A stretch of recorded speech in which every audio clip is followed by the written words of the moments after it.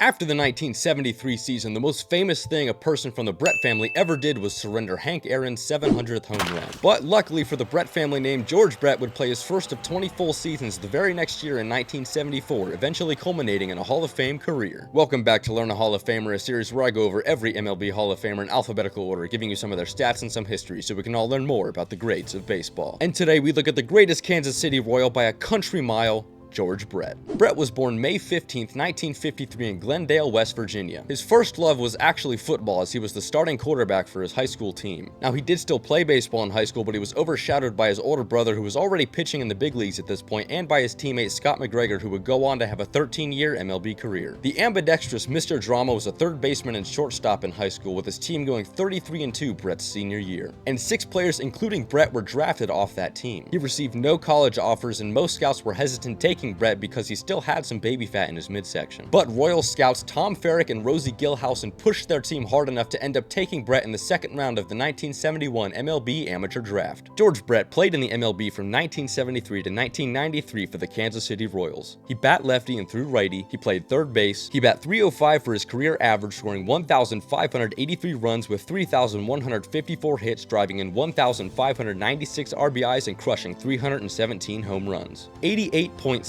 WAR, .0327 WAR per game, 135 OPS plus, and a 384 advanced on base average. Brett was most well known for his incredible all-around offensive prowess and legendary Kansas City Royals career. He is by far and away the best Royal of all time, nearly doubling the WAR of the second best player. He is also the only Royal to ever win an MVP. I mean, I can't even list off all the franchise records that Brett has in this video while keeping it a short. But some of the more impressive ones are single season batting average, where he has a 50-point lead to second place, as well as having 5 of the top 10 WAR seasons in franchise history. From ages 21 to 37, Brett finished every season between a .282 and a .390 batting average. He also finished his career with over 300 home runs, 200 stolen bases, 3,000 hits, 1,100 extra base hits, and more walks than strikeouts. And of course, he is famous for the Pine Tar game, where in the top of the 9th inning, Brett hit a 2-run home run off Goose Gossage and the Yankees to take a 5-4 lead. After circling the bases, the umpires inspected his bat and found that it violated Rule 1.10c.